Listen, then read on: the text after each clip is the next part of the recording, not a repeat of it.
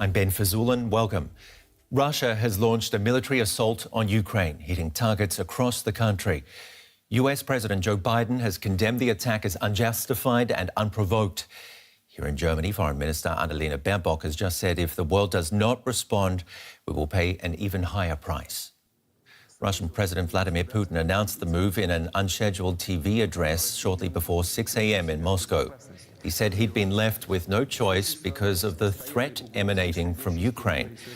Within minutes, explosions were reported in numerous places, including the southern port cities of Odessa and Mariupol, as well as Kramatorsk and Kyiv in the east, Dnipro in central Ukraine, and the capital, Kyiv. DW's Fanny Fatah is in the capital, Kyiv. Fanny, what a night, what a morning for people there. What is the situation like in Kyiv where you are? Actually, it is worsening in terms of the announcements that are being made right now by the Ukrainian government. The US president is basically taking everything to social media, trying to inform people there. The Ukrainian defense minister says everyone who is able to hold a weapon is basically called upon to join the defense forces. That clearly underlines what's been already analyzed over the course of the past weeks, that Ukrainians' military forces are inferior compared to Russia's military. Now, we do not know how the situation is going to further escalate, but let me tell you, as we woke up to the explosions this morning, that really was a shock to many here. People in Kyiv didn't think, even to the last minute, that actually Russia is going to go so far as assaulting Kyiv, the capital city. After all, also Vladimir Putin pointed out in this surprising televised address this morning that this is, quote, a military operation in eastern Ukraine.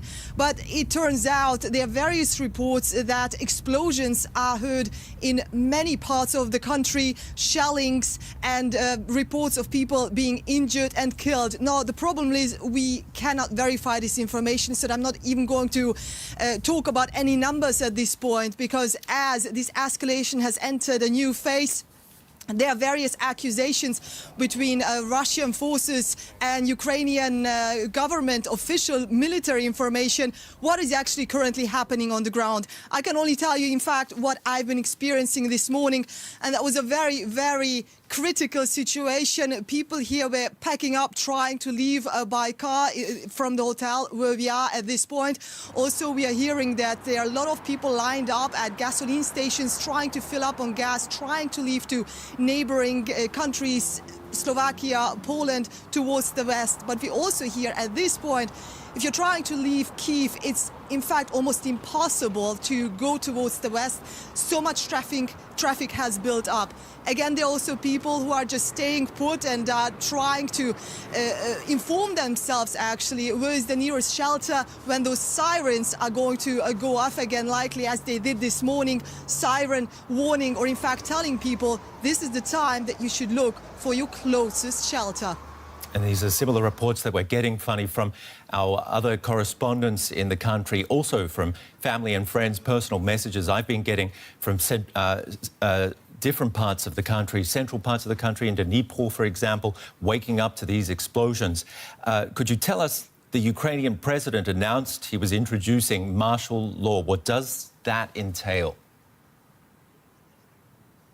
Martial law is usually introduced in times of crisis that could be a natural disaster situation of conflict or a war. So what is happening is basically the natural way of things as they proceed in any democratic country, to say so, to implement martial law. By that also implying to the citizens here that this is not the time that they should venture out, but they should actually stay put, stay at home, stay inside, look for the closest shelter position, and just remain also calm, because this is actually the concern here, that people will start to panic even more. And then what? How can you secure in critical infrastructure that is needed to protect actually citizens situation of conflict from a increasing escalation? So military law, martial law, rather. So what is happening is basically the natural way of things as they proceed in any that the civilian government law that is in place normally to guarantee the security of implement citizens. martial Waking law up to these by that explosions. also implying usually Could you setting up tell us, checkpoints. the We have this Ukrainian not president just announced he was center out, but it's introducing likely martial still law. What happening. does Military homes, checkpoints, checking, that look for entail? exiting streets from Kyiv, checking Shelter, people who position. are on the street. What documents do they carry? Are they actually supposed to be on the street? It's also a law by which the government can sort of make sure and impose that people do not gather, that they really stay put and stay at home. Exactly, and not be on the move. I was asked this morning about an 84-year-old man. How do we get him out of Ukraine? The problem is at the moment moving, and to stay put is the safest option, as you say. Tell us what else Zelensky has been saying today.